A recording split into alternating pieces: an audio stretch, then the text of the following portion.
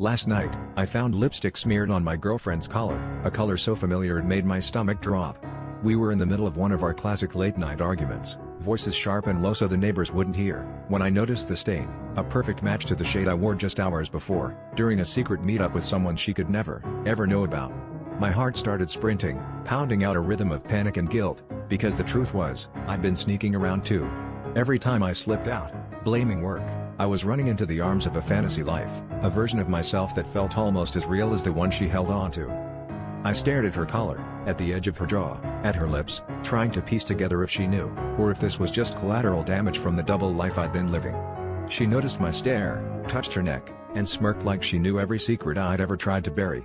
We circled each other with questions that were really accusations, both of us too scared to name what was actually going on. She asked about the late nights, the sudden perfume, the laughter that wasn't for her.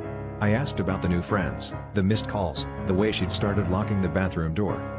The air was thick with lies and half-truths, and when she finally exploded, throwing words as sharp as shattered glass, I realized we were both fighting shadows. But then she said it, she'd seen me, the other me, at the bar, flirting and shining and lost in the thrill of being someone else. She described my alter ego in detail, down to the lipstick I thought was my secret, and I knew in that moment she'd been with that person too. She'd cheated on me with the mask I wore to escape her. No, to escape myself. By the end of the night, we weren't just broken, we were exposed. The real betrayal wasn't what we'd done to each other, but what we'd done to ourselves. I'd loved the rush of double lives, but the fallout was brutal. She wasn't the only one lying, and I wasn't the only one betrayed.